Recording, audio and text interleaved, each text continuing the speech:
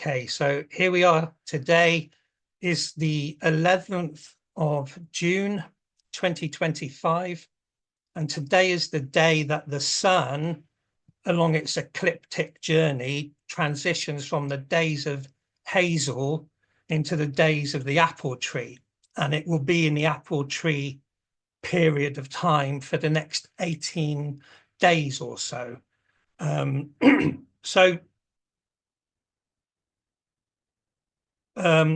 We've already spent 3 years going around the Ogham Grove, and there's over 120 videos on the YouTube channel now.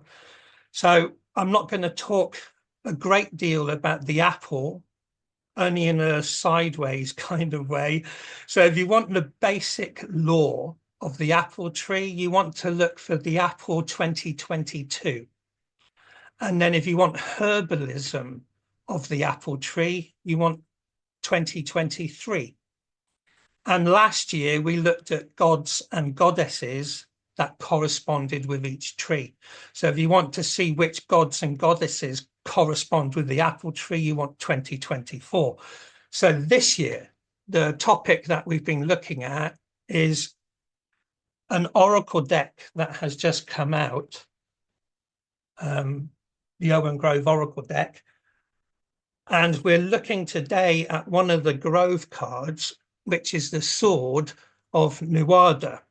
And why does it relate to this time of year? Why have I placed it with the apple tree? And there is a logic to it, and I'll talk us through that. And it will take us into some strange areas that are kind of relevant to the forthcoming trip that some of us are going on in France next week. So,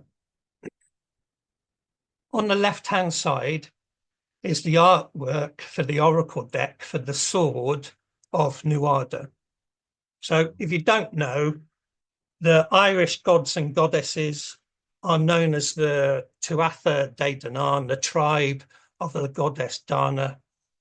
And they had 4 magical items: the Spear of Lu, the Sword of Nuada, the Cauldron of the Dagda, and the Lias Fail, the Stone of Destiny. So it's totally subjective and it's totally modern. This isn't old Irish lore. This is just me being creative. And you can listen to the ideas, work with it yourself, or go and come up with your own way of doing it. So don't worry if you disagree with what I'm saying. These are just idea sharings. But the thing I think that's most important is to explore ideas, contemplate things. What does symbolism mean? So there's these 4 treasures, and it was tempting to place them in the medicine wheel of the Ogham Grove in the 4 directions. That's very modern paganism, of course. Did the ancient Irish do that? We've no idea. Probably not. But they may have. You don't know. So which direction? Or in the year wheel, you've got spring equinox, summer solstice, autumn equinox, winter solstice. Which ones suit the 4 treasures best? So we've already done the spring equinox a couple of months ago, 6 weeks ago. And I placed the Spear of Lu at the spring equinox and gave logic to that. And the video is already on YouTube. You can go and look at the Spear of Lu for the spring equinox and the ash tree. Now with the apple tree, I've placed the Sword of Nuada with the apple tree. And I'm going to explain my logic for that, which you can use or dismiss. It's up to you. We'll talk about it afterwards. But there are other mythologies that correspond a sword to the summer solstice. So there's kind of secondary evidence to back it up, if you like. And just as a glimpse ahead, the Cauldron of the Dagda fits to my logic with the autumn equinox, and the stone of destiny with the winter solstice. So I'll talk us through some of the sword significance to the summer solstice in this little presentation. But the artwork on the left then is just a traditional Celtic style sword, and it's surrounded by the foliage of the rose family pentagram, which is shown on the right hand side. So with the apple tree at the top, the trees of the rose family form a pentagram, and it interlaces with the evergreen trees of the Ogham, which are anchored on the winter solstice with the yew tree. So you actually have two pentagrams interlaced, the evergreen winter solstice yew tree pentagram and the apple summer solstice rose family pentagram. So that's why the foliage around the sword is the rose family trees, corresponding with the artwork on the right. So apple 2 then, probably the most important thing with apple in the year wheel of the Ogham Grove is that apple holds the position of summer solstice. And the summer solstice psychologically, magically, spiritually is very significant to lots of esoteric ideas and star lore. So in this diagram, the yew tree is at the top at midnight, and the summer solstice apple is at the bottom at 6 o'clock. And on the right, you've got the ash tree for the spring equinox and the elder tree on the left for the autumn equinox. So this is the sun cross, or the 4 stations of the sun. So this is what I was talking about, placing the 4 treasures in the 4 directions. But it's only my logic. You do it your way. But look at these ideas and work with them or don't work with them. It's up to you. It's the most important thing is that your grove is your grove and it means what it means to you. So we're only ever sharing ideas, not creating dogma. Now, the summer solstice has its stars. There are summer stars and there are winter stars. In the winter time, there's a asterism or star pattern called the winter hexagon, and that's Orion the Hunter and Taurus the Bull and so on. And that's in the night sky during the winter time. During the summertime, from summer solstice onwards, there is this asterism known as the summer triangle, and it's formed by 3 bright stars that actually correspond with 3 birds. So you've got Cygnus the swan, you've got Aquila the eagle, and Lyra is a harp, but it was also known as the falling eagle or the falling vulture. So it's actually 2 big birds and a little bird. Lyra is the little bird. So sometimes in stories, Lyra is a harp, you know, and sometimes it's the falling eagle, like Chly falling out of the oak tree to be catched by Gwydion down below. It's that falling eagle symbol. And sometimes the 3 stars are seen as 3 apples, 3 golden apples. And that's why on the left, the dryad in the Ogham deck has 3 apples crowning her forehead. And this is to do with one of the stories of the god Lugh, Lugh, the spear of Lugh, the young hero god of Irish mythology. There's a story called The Children of Turin, and they are sent on some impossible quests by Lugh. He's angry with them because they killed his father, and he has a long, slow way of punishing them. This is the story. One of the impossible quests that he wants them to achieve, these three brothers, is he wants 3 golden apples from this far off mythical realm.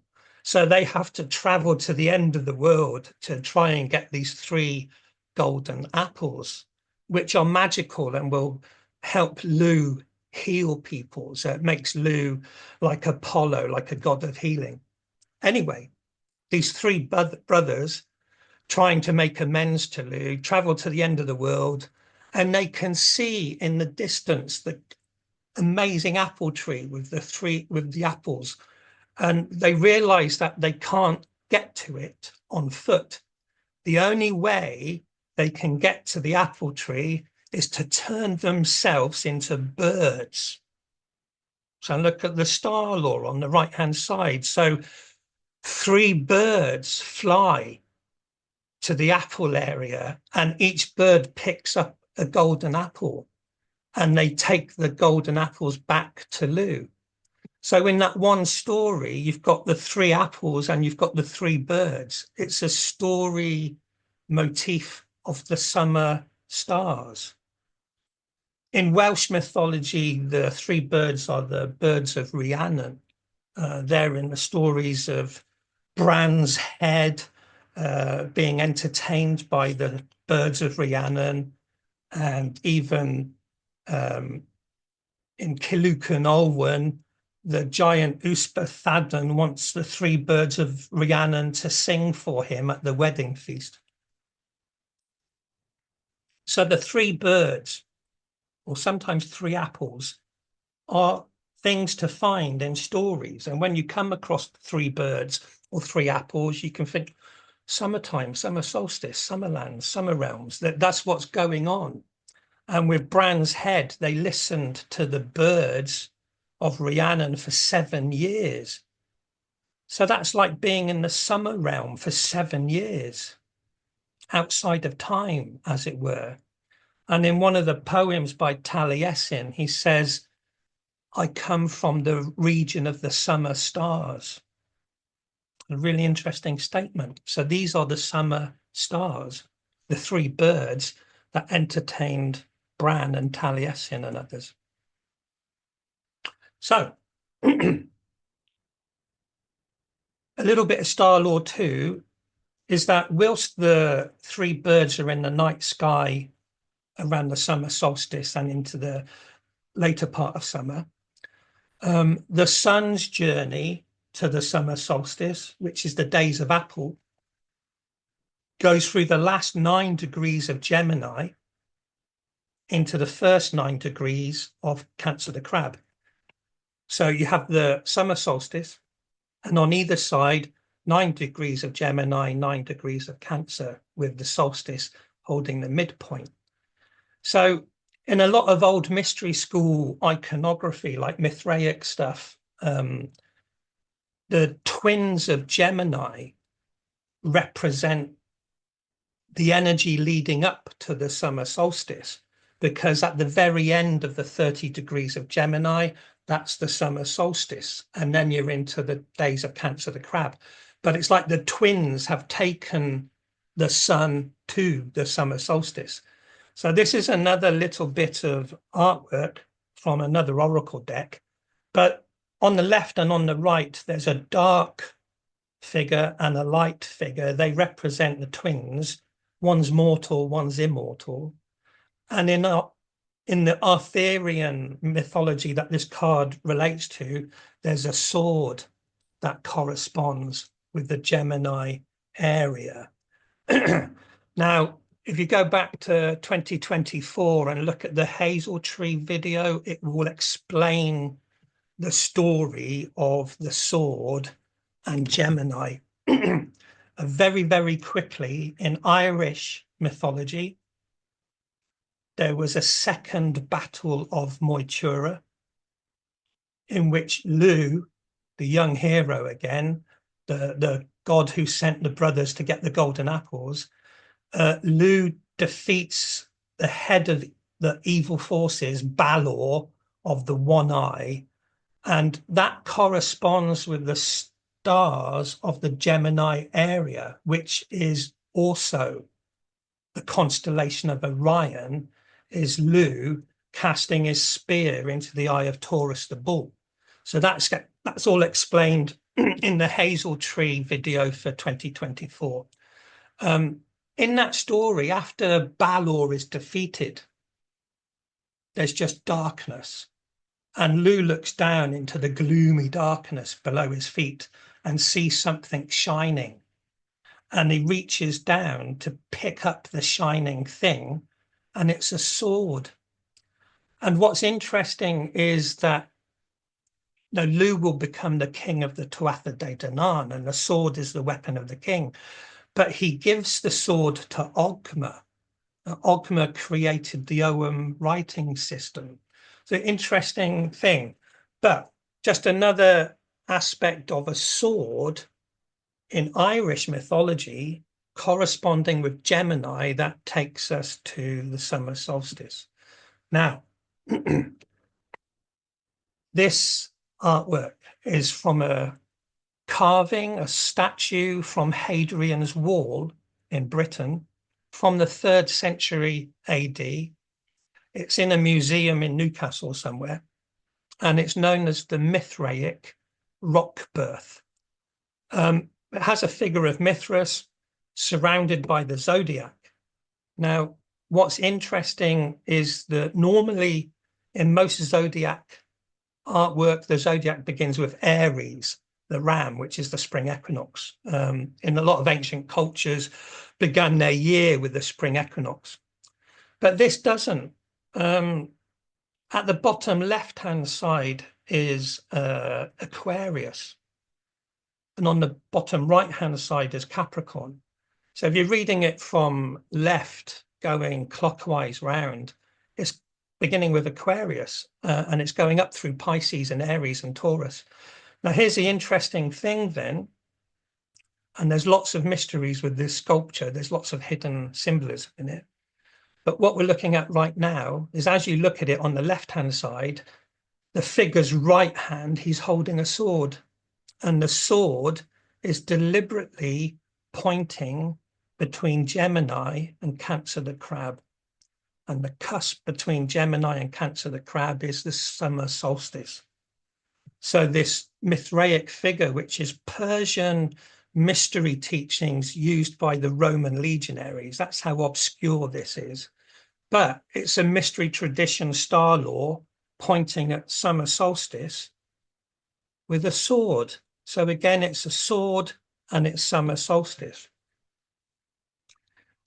As you go through Cancer the Crab, you come to the center line, the center point, which is the cusp between Cancer and Leo. And Cancer is governed by the moon. Leo is governed by the sun. So you have the moon and the sun on either side of the brain or the head of the figure, or you as an individual. You have a lunar mind and a solar mind, and then descending down through your center line are other planets corresponding with the zodiac. So it's kind of like a early zodiac chakra system, if you like, but instead of the 7 chakras of yoga Hindu systems, these are planetary. So with the forehead, you've got Mercury, the radiant brow, and then here you've got Venus and Taurus, the bull at the neck, and you go down to Mars, and right down to the lower cauldron is Saturn, and that's everything rises up from there. So hence Aquarius in the bottom left and the rising of energy. So enough of that. So I'm going to go now into some Arthurian mysteries from the legends of King Arthur. Probably the most significant to what we're talking about today is that the Gallic name for the realm of apples is Avalon.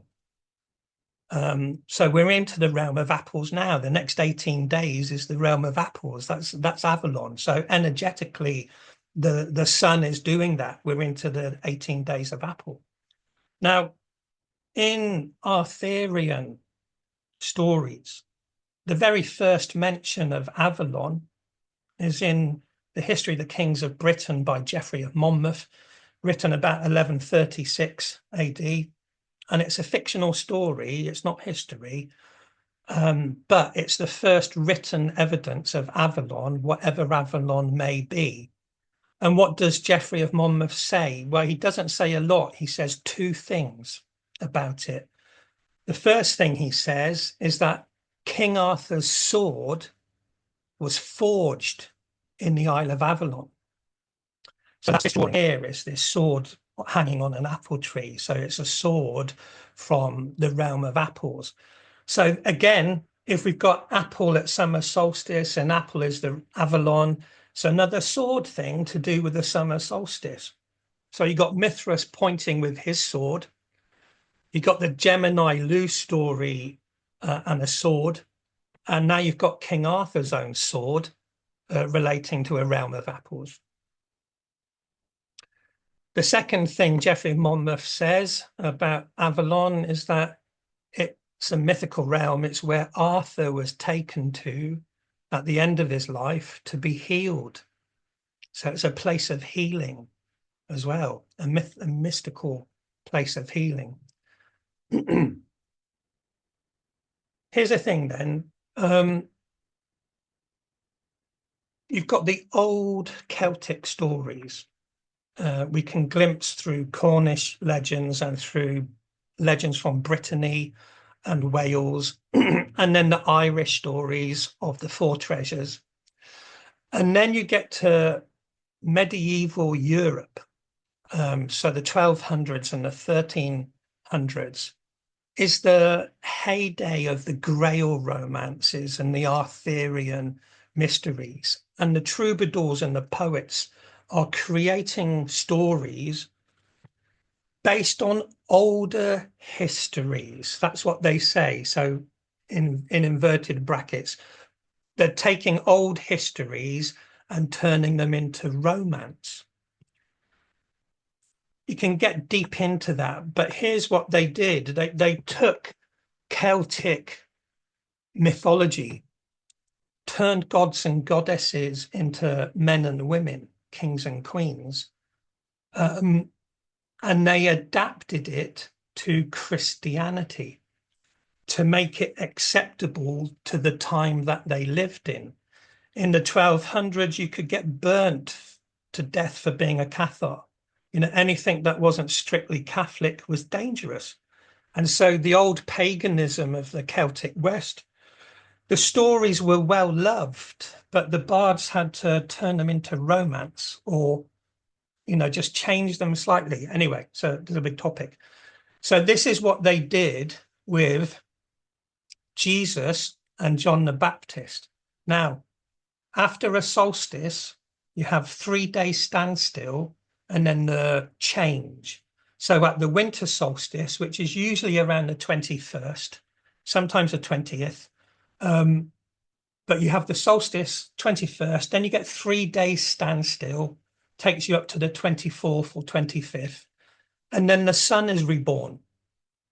So for the Romans mysteries, they celebrated that with a god of the sun called Sol Invictus. And Christianity, early Christianity, adapted it and took the 25th of December as a birthday for Jesus. It's not in the Bible. It doesn't say 25th of December in the Bible, you know. So that's some sort of adaptation. We make Jesus the winter solstice king or the winter king. The summer solstice has the same thing. So the summer solstice is usually the 20th or 21st, sometimes 22nd of June. Then you get 3 days standstill and then the change. So that summer solstice change is that the sun starts to descend, it starts to get weaker. Even though the weather gets hotter, the length of day gets shorter and shorter. And the 24th of December is the feast day of John the Baptist. So for medieval Christians, they had the winter solstice as Jesus, as a winter king, and they had the summer solstice, as John the Baptist as a summer king. Now, here's the amazing thing, is that the Arthurian romances, or you could say the Arthurian mysteries, take the four treasures of the Tuatha De Danann, convert them into corresponding to Jesus and John the Baptist. So just to remind you, you have the Spear of Lu and the Sword of Nuada, Cauldron of the Dagda and the Stone of Destiny. So with Jesus, Sir Percival goes on the quest for the Grail, and in the Grail quest of Sir Percival, he has to find not just the cup or vessel that caught Jesus's blood, but the spear that pierced his side. So there's two magic items for the Winter King, the spear and the cup or cauldron. For the Summer King, Sir Gawain has to go on a Grail quest. And the Grail hallows that he is looking for are the Saracen sword that decapitated John the Baptist and the dish that John's head was placed upon. So with the Summer King, you have a sword and a dish or a stone, you know. So spear and cup with the Winter King, Jesus, sword for the Summer Solstice, and the dish. So again, the sword carries through to the Summer Solstice mysteries, if you like. So we're going to Avalon next week, myself and a dozen or so other people, and we're going to an area that is called Avalon, and it's been called Avalon for a long, long time, longer than Glastonbury has. Glastonbury's been called Avalon since 1191, when the monks claimed to find King Arthur's grave. They found a stone saying, "Here lies King Arthur in the Isle of Avalon," Insula Avalonia. But Avalon in France, where a lot of these stories were written, these Grail stories, has Roman coins with Abelo written on, you know, and it has a healing sanctuary that dates back to the Bronze Age. So the second thing of Geoffrey of Monmouth referring to Avalon was that Arthur was taken to be healed. And, you know, there in the Avalonia, by Avalon, by Vézelay, is this Bronze Age healing sanctuary. So it's very complicated, but a lot of occult French mysticism from the medieval days onwards is quite different to Catholicism. You know, it's what you might call Gnosticism, where the main figureheads are Mary Magdalene and John the Baptist. So the Knights Templars were accused of worshipping a head and spitting on the cross. And it's probable that they were what's known as Johannites. Johannites are a belief that John the Baptist was the Messiah and that Jesus was a usurper. So quite heretical. You get burnt for that kind of thought in the medieval days, you know. But the Welsh story of the Grail, the Welsh equivalent of Percival, is a story called Peredur. And in the story of Peredur, the sacred object in the Grail procession is a head swimming in blood. You know, it's got this head thing. And does it relate to Bran the Blessed and his decapitation? Who knows, you know, but these ideas are there. And in Avalon at Vézelay, Vézelay is a cult center for Mary Magdalene. But at the summer solstice, the midday sun lights up the central aisle of the Basilica of Mary Magdalene. And before it was sacred to Mary Magdalene, it was dedicated to John the Baptist. So it's a very old Christian site that was originally John the Baptist, and the summer solstice sun lights it up.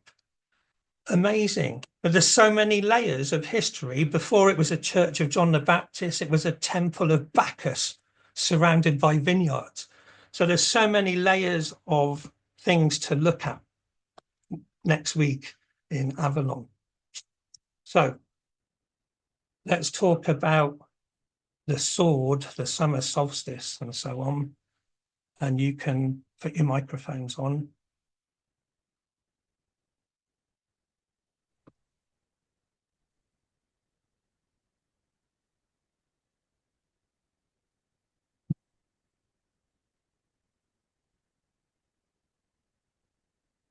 Hello.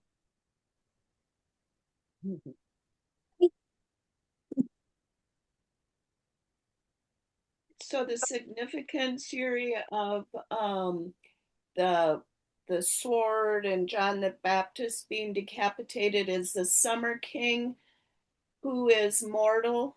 Is that the idea?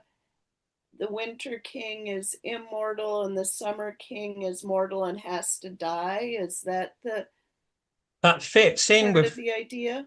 Yeah, I keep meaning to ask Jim about this because he has more knowledge than me about folk songs and stuff. So in folk songs, there's a character called John Barleycorn, and he gets decapitated, cut down at the summertime. Don't know if it's summer solstice or just the harvest time, but it's another John being cut down. Is it an echo of John the Baptist summer solstice things? Jim, I can't hear you. It was frozen for the longest. Is he frozen? Right. There's There you go. there's very little in the song to suggest anything else other than making alcoholic drink. It's the life cycle of barley Yeah. used for making beer.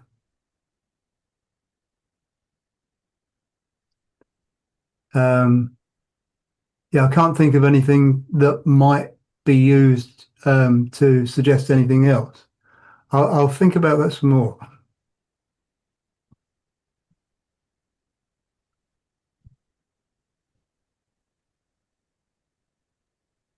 I would just say with Jim that this John or Jack is constantly involved in seasonal changes with Jack Frost, Jack O'Lantern, John Barleycorn. It's the name of the male energy, which is mortal and is in the cycle of the seeding and the harvest and seed again. And Nice connection. yeah. Jack is a friendly name for John. Yeah. JJ, I'm sorry. When I've got the PowerPoint on, it won't let people in. It's all right. I was late. I got your message. I only got your message at 7:30, but so I thought I'd give it a go. And then I saw your kind message just now. Thank you. Hi, JJ. Hello. It's just nice to touch base and check in. So nice to see you. And you. Thank you. Here's a fascinating thing then. So that picture of Mithras on Hadrian's wall, where he's got Cancer the crab and Leo the lion on either side of the head, is a specific moment in time in the year when the sun goes from Cancer the crab to Leo, that cusp, and that's at Avalon as well. At the town of Vézelay, there's the big Basilica of Mary Magdalene, and as you walk in, there's a big ornate carving of Jesus surrounded by little pictures of the zodiac, and above his head is Cancer the crab and Leo the lion. It's the same layout as Mithras on Hadrian's wall, but here's an amazing thing: is that cusp between Cancer the crab and Leo the lion is the 22nd of July, which is Mary Magdalene's feast day. So that central line is the feast day of Mary Magdalene, and it's carved as star-law at the entrance to the Basilica at Vézelay, her cult center. Amazing detail. And it's a suggestion that her mysteries go back to mystery cults, to something pre-Christian, if you like, So it's interesting you mentioned about barley, because the walk the Pendle Witches did started in a village on the west side of Pendle Hill called Barley. Mm. Actually called Barley. It's actually called Barley. It's on the west side of Pendle. It's not the Worley side, which is the divine feminine centre, according to some. It's that which is the easter side of Pendle. It's kind of like the watershed, the divine feminine centre. It's the other side, and they started it in Barley. And I looked at the shape of Pendle Hill and Barley, and it kind of had a crescent moon, and they walked them along that, starting in Barley. So that was quite interesting when he mentioned the word barley being to do with summer. Anyway, don't know the link there, but maybe they were making beer. A bit of a spooky coincidence. They started in Barley, and some walked to Lancaster and some walked the other direction. Here's another thing too. So, as much as the medieval people took old stories and Christianized them, you get that in Ireland as well. So like the Summer Solstice goddess in Southern Ireland is known as Anya, and she's celebrated on the feast of St. John. Oh, weird, so you've got an apple time goddess, Summer Solstice goddess, but she's carrying around this feast of St. John. Time of the year is when she's celebrated, interesting. Is that the same day as Mary Magdalene? Is that the 22nd as well? Feast of St. John and Mary Magdalene are the same dates, are they? No, so it's interesting how they're so close together. So Mary Magdalene's day is happening in that window, because it's the 22nd, but the Feast of St. John is the 24th. So the Mary Magdalene's day is happening during the 3-day standstill before the change, if you like, so she's there. That's interesting, because I noticed in the world, the outside world, what was going on over the past years, they always put the female before the male. So like Mary Magdalene's coming before John, not going into too much detail. It was that the female came before the male. Sorry, I got that wrong. I'm a bit befuddled. They're a month apart nearly. A month. The solstice is 21st of June. Mary Magdalene's day is 22nd of July. So it's a month. It's a few weeks after John's before Magdalene here. So John's June and Magdalene's July. She's about 3 weeks later. Ah, right, okay. Yeah. John's before on this one.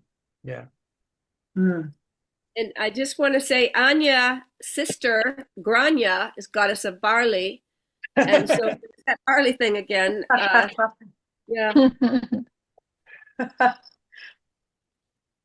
Is Grania related to the word grain? Yes. Yeah. That's very interesting. Yeah, it's like a harvest goddess as well, with the grain and the wheat and everything. They're both golden. They're considered very golden goddesses. And Anya more with the sun and Grania with the golden harvest. Yeah. I don't know much about it. I was quite happy to read it. And this is just on Wikipedia. So, take it with a pinch of salt. But the Wikipedia page for Avalon, the town, is talking about what the word means. It means place of apples, but the way it's spelt can also mean a goddess of apples. I thought that was really interesting. If you're thinking of Anya and Mary Magdalene and Grania, and who is this Celtic apple goddess? Is she like what's weird, I'm just thinking, I'm on my iPhone the minute, the Apple iPhone, on the app. Apple app. Oh my gosh. There must be some kind of really useful energy within the apple and the solstice for it to be so successful in the outside as well, because it is quite a leading the axe and the apple. Wasn't Yuri, the is this the first time you're going to France? Because we've spoken of France maybe 2 years ago at the Avalon. I went there Avalonian. I went there in 2013, but it was just for 2 days. I was with But friends this is the doing first group. I was with friends and we were just doing a road trip through France. So I wanted to stay in Avalon. I loved it. I wanted to know it better, but we carried on down to the Pyrenees. We want you to know it better, to bring it back to us. Yeah. So, and I hadn't, I can't even remember how this happened. I can't remember how this fell into place. It's rather ambitious to Synchronistic. yeah, because all we've done so far is like a weekend in Somerset. Within Glastonbury driving distance. Suddenly we're in This Avalon is a big trip. for a whole week, just over a week actually, and place of apples at the solstice.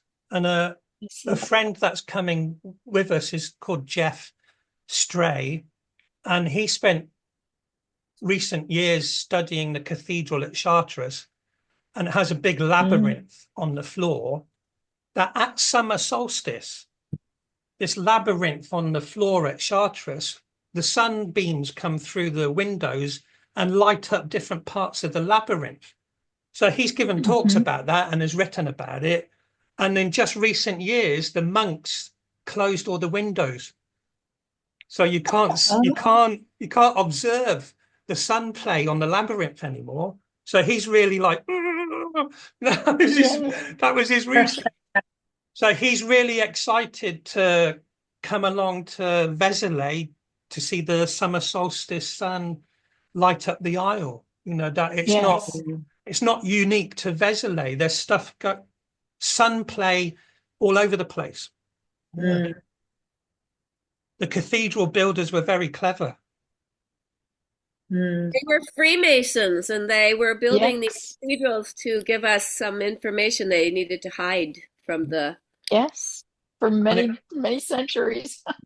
Well, you go back to the Bronze Age in Ireland with Newgrange, and it receives the winter solstice sunbeam. Yeah.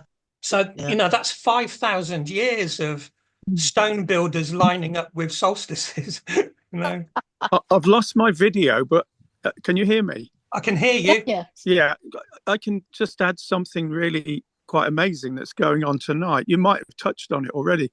A dear friend of mine, a Druid friend, Steve King, Sun King, he's up on the Isle of Lewis, and he'll be at Callanish Stones tonight.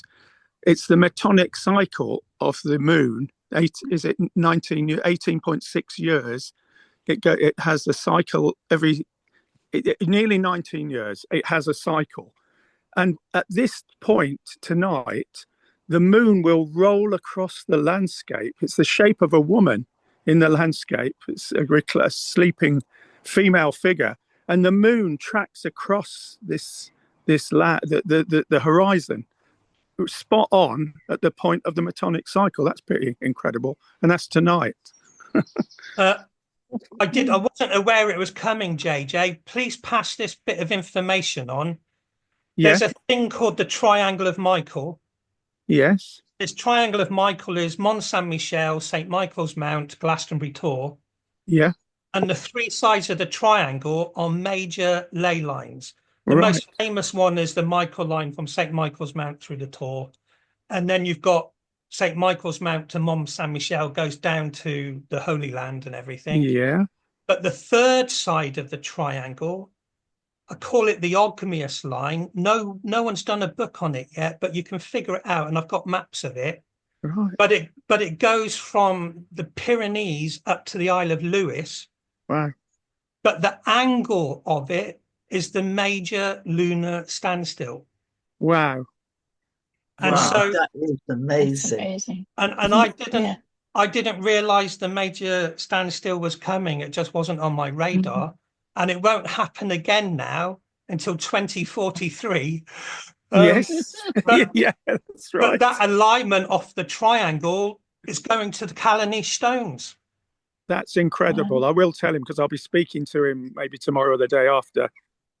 I'd have been with him if I'd been well. Yeah.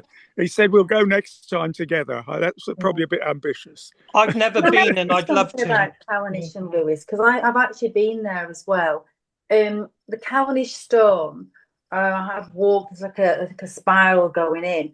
But what I noticed at the Callanish, everybody focuses on the Callanish standing stones, but just to the side of it, in the rock, is within the landscape itself, is a turtle. It's built in the landscape, and you'll see a dragon's eye built. It's not built by anybody, it's the landscape coming out in the rock. And I'll send a video if anybody wants to know about it, but I was absolutely just bowled over by the turtle, and you walk around the other side, it is actually a dragon's eye. So it's not actually in the stone itself, it's at the side. It's like the landscape's giving you all the clues as well. You're not just the standing stones. I don't know if anybody's, interested in that, but that when I went there, I was absolutely gobsmacked by that.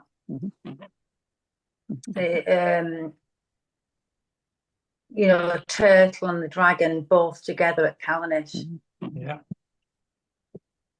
Okay, then. What's incredible just to finish, he's there right now, and it's really weird, but he's observing this cycle of the moon. That's it's so many years between it. The ancients knew what they were. They really had a better understanding. They really tracked the moon so beautifully and mystically and magically. Anyway, that's me done. Thank you. JJ, I've got a video link, and I'll send it to you after this session. Thank you, Leora. That's you can brilliant. Pass it on to your friend. Yeah. Thank you so much. Thank you. Okay, so let's turn the microphones off, and we'll do our meditation, and we can have a chat after the meditation as well. So I'll stop recording.